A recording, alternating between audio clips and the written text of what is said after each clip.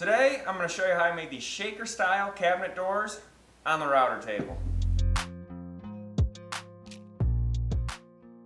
What's going on, guys? Welcome back to the channel. Today I'm working on this cabinet and I need to make a couple shaker style cabinet doors. So up until my last vanity I did, I've done these on a table saw and it works on a table saw. You can do it no problem. My issue with the table saw is it takes quite a bit of time to do it and it's never perfectly accurate, just because the saw blade doesn't really leave like a clean cut when you're making the tongue and grooves. And if you start building a lot of them, like I have started, it's not really ideal. So I started to explore other options, and that's when I bought this router bit set. This is a tongue and groove bit set. It comes with two router bits. This bit here that has the bearing in the center, that is what cuts your tongue. This one here that has the bearing on top with the single blade, that is what cuts your groove. And these make building these shaker style doors so much easier and so much more accurate. I will link this same exact set I bought below. I bought it on Amazon. It's made by Freud or Freud. I don't really know how to pronounce it. I'll put the name of it up here. But at the time of this video, this is actually this set is $30 cheaper than I paid back in October. So might be a good time to buy it. Check it out at the link below. And let me show you how I do it. Okay, so first you got to figure out the size of the doors you need. So I know that I need two doors at 24 1/4. The width is going to be 10 1/16. Shaker doors are made up of a couple different components. You have your stiles that run up and down or vertical, your rails that run side to side or horizontal, and then you have your center floating panel. Okay, so we're going to start with the rails and stiles. The center panel will come in a little bit. So one thing you got to know right off the bat is the width of your rails and stiles. Typically I'm going to do 2 inches up to 2.5 inches. That's generally what I do. This is a really small cabinet and the client wants 2 doors. So I want them to be a little thinner. So in my case, mine are 1.75 inches. That is the absolute thinnest I will go when making shaker style cabinet doors, because I'm using concealed soft close hinges and you got to drill the cup for it to sit in, and this is pretty much the smallest you can go. For today's demonstration, 1.75 inches, so just remember that. Alright, so we're going to start with the stiles, the ones that run vertical. This is the easy part. Let's get this over with. I said I need 24 1/4. That's exactly what we're going to cut them to. That's as easy as that gets. Now when I'm cutting these on the table saw, I like to use my crosscut sled. The reason I like to do that over the miter saw is because I know this is dead accurate. It's going to give me a perfectly square cut. I just square up one end, push it against the fence at 24 1/4 or whatever dimension you need, and make the cut.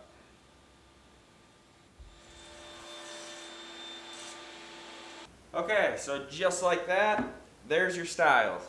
Now the rails are a little different. It requires a little bit of math, but I'm going to try to make it as easy as possible to understand. Alrighty guys, here's my little diagram here. You got your rails, your stiles. Like I said, in this case, I need the width of my doors to be 10 1/16 total, 24 1/4 total height, and the width of my rails and stiles are 1 3/4 and 1 3/4. So 1 3/4 and 1 3/4 equals 3.5. So what I'm going to do here is open up my phone. I have this fraction calculator. It's free right on the App Store. And this thing is really handy to have for adding and subtracting fractions and stuff. So, okay, like I said, total is 10 1/16. So you're going to do 10, 1/16. Now I want to minus that 3.5. That's going to be your two stiles. So minus 3.5 equals 6 9/16. What we need to do now is 6 9/16. That's exactly what you want in between here. But we have to add the tenons now. These are going to go inside of the grooves on the stiles. So these are your tongues. And like I said, on the typical router bit I'm using, these measure 7/16 of an inch. So now you need 7/16 plus 7/16, and I don't need the calculator for that. That equals 7/8 of an inch. Okay, so now we come back over here and you add your 7/8 plus 7/8 equals 7 7/16. That is the exact length you will need your rails. 7 7/16. Hope that makes sense. For these, I'm just going to set up a stop block right at 7 7/16.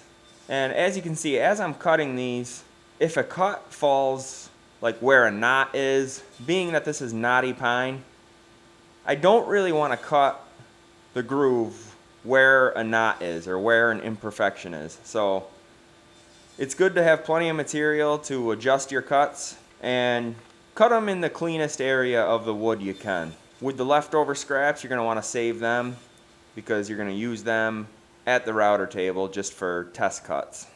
With our rails and stiles cut to length, now it's time to set up the router table. Okay, so for this, I always start out with the tongue.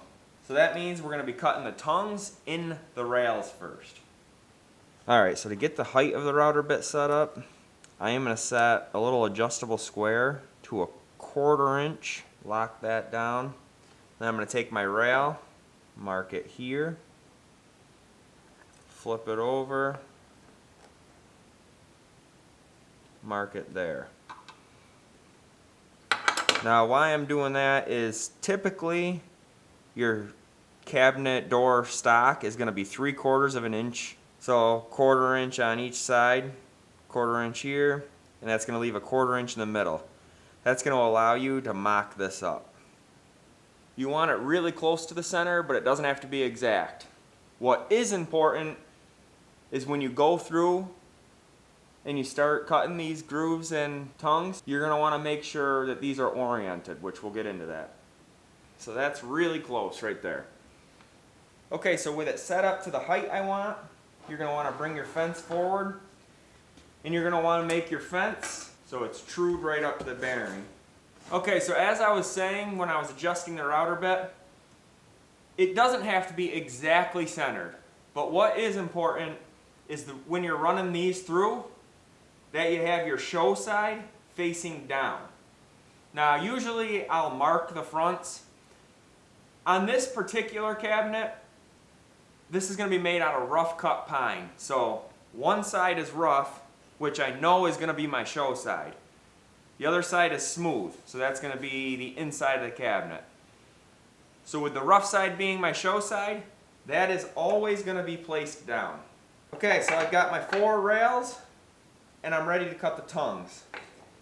What I do is I get a scrap piece of 3/4 inch plywood, and what I'm going to do is I'm going to use that as my guide. So it's going to go through like this. What that does, it's going to stop tear out from happening, especially with this pine. Alrighty, let's get this going.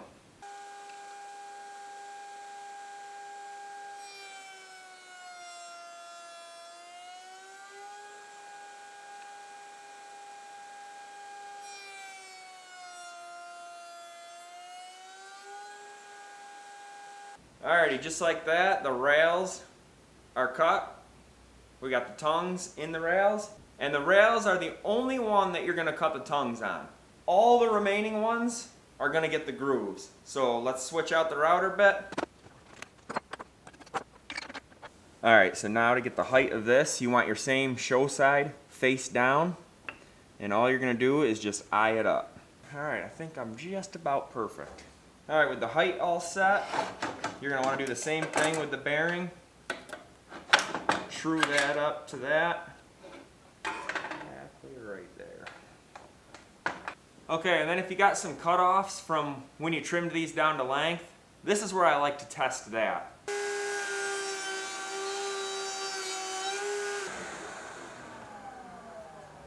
Let's mock it up here. Absolutely perfect.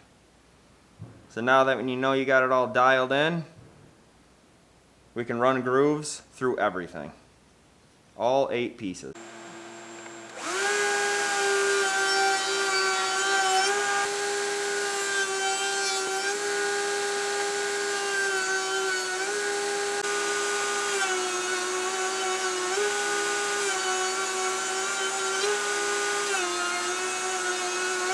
Alright, with these done, now it's time to get the floating center panel that's going to go in between these. A lot of times if you're painting, you can put these together and you can just cut a 1/4-inch piece of plywood. Throw that in here, and being that it's plywood, you can glue it right in here.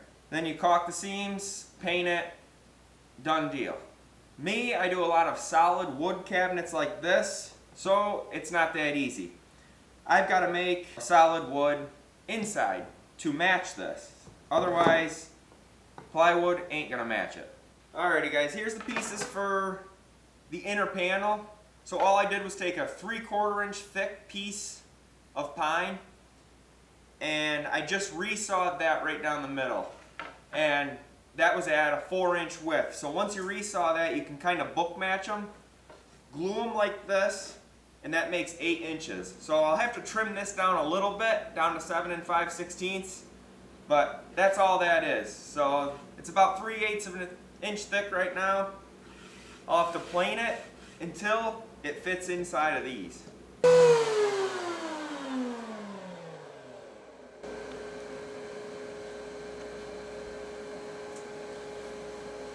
Alright, so when I'm gluing these up, I like to glue the 2 rails into one stile first. This makes it a lot easier for that center panel to slide in.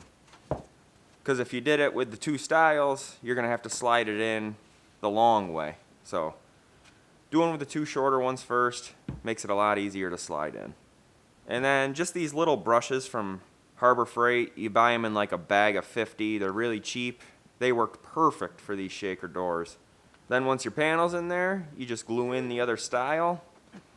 I've just got these parallel clamps, way overkill for gluing this shaker door, but clamp it together, repeat on the other one. Alrighty, there you have it guys. I'm not saying it's the only way to make shaker doors, but for consistency and speed, can't really go wrong with the router table. So if you guys enjoyed this video, I got another one right here for you. Check it out, and I'll catch you in the next video.